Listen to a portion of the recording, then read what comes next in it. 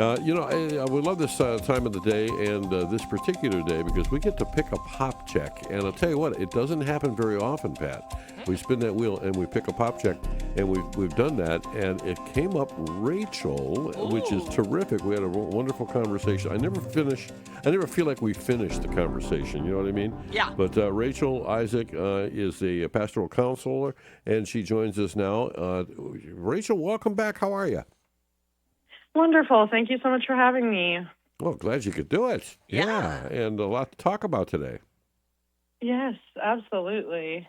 There seems to be a lot piling up on people, too. So I think we need a little of that pastoral guidance from you. That's right.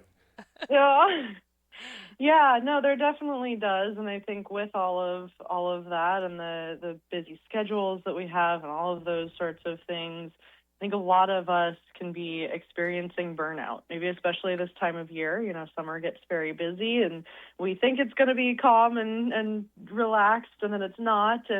But I think one of the things that happens is that we do hear the word burnout all the time now. And I think we've started to sort of treat it like it's another sort of scheduling or over-scheduling problem.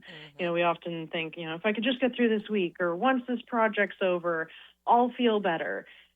And rest, of course, is certainly very important, but burnout actually goes a lot deeper than that. And of course, everyone can experience burnout, but in the work that I do, I work with a lot of athletes and executives. And what I see is that they're exhausted because they've started believing that their value depends on how much they produce. Their nervous system isn't simply responding to their busy schedule and their full calendar.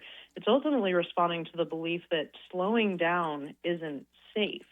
If your brain believes that your worth is tied to your performance, then rest really starts to feel dangerous instead of restorative. And we might finally sit down after a long day, but instead of feeling refreshed, we end up feeling guilty.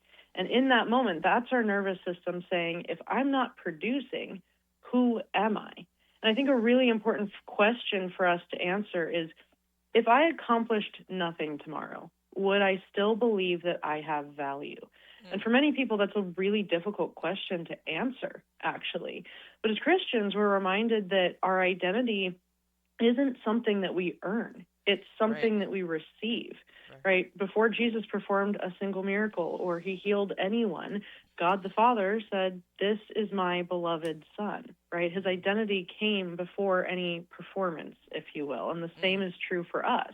When we begin living from our identity instead of for our identity, everything really changes. Work becomes an expression of who we are instead of an opportunity to prove that we matter.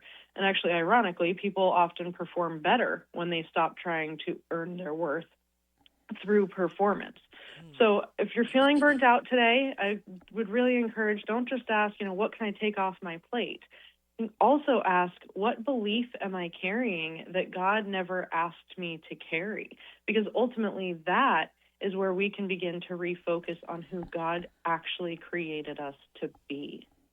Well, Rachel, do you find that people that think, I've got to be, doing something all the time, or my value is connected to my performance, is it also connected to their understanding that this is my purpose in life, and so, I need to keep at it in a sense? Is there also a sense of purpose attached to that? I think there is. However, when the burnout starts to occur, I think we've actually sort of lost our connection to the purpose. And what I mean by that is that I talk with a lot of my clients about reconnecting to their why, right? Their why is that purpose, right? Why did I start? Why am I passionate about this? Why is this what I felt called to do or start to do in the first place? And when we're feeling that burnout, it is just a lot of, I'm just going through the motions and I have to get things done. And it's just, and I'm going through the motions, but I've lost that connection to why I'm doing what I'm doing. Yeah. So that purpose is very important to actually reconnect to take that time, maybe sit down and even kind of journal about, why did I start this in the first place? Why does this matter to me? Why is this important? Why is this something that I was passionate about to begin with?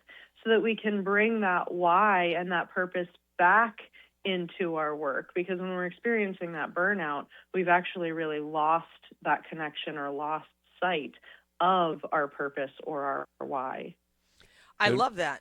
and Rachel, with so many people now, especially in ministry in one way or way, shape, or form, it seems like there's a lot of little fingers everywhere. And Pat, I think you're a good example of that because you're teaching, you're giving talks, you're doing a bunch of different things depending on the day of the week and so forth. So, Rachel, how do is that a big problem where people are just taking on too many responsibilities or internalizing them? I think that can be very true, where it's really easy to fall into yesing people or the people pleasing, where we feel like we can't say no. Somebody asks us to do something. Yes, of course, I'll take that on. I'll make it work. And then we do end up very overwhelmed, very burnt out, very sometimes even resentful of, oh my gosh, I have all these things to do. And when do I get to take a break or take care of myself or any of those sorts of things? And so it is really important, again, to even stay connected to that why, so that when somebody says, hey, can you do this or take on this project, or we can sort of ask and we can take that to prayer and say, is this something that is connected to my mission, my vocation, what I'm called to do? Is this something that's going to add to that, or is that something that's going to detract from that? What's going to help me be my best self and be the person that God created me to be? Because if I'm saying yes to absolutely everything because I'm afraid to say no to people, I'm going to end up very scattered, again, maybe resentful. And so maybe that moment and that feeling, it's not something to ignore. Maybe that's God saying, hey, let's remember what your mission and vocation really is. Well, I wish I hadn't asked that because with Pat we ask her to do things all the time, and I hate to have her say no. I am not resentful. I'm not resentful. I see it as my purpose, and I know why I'm doing it. So we're okay. We're okay, Ron. Man. Well, once again, we picked a wonderful Popcak. Rachel Isaac, thank you so much. Thanks, Rachel. Thank you. Thanks for having me. Bye-bye.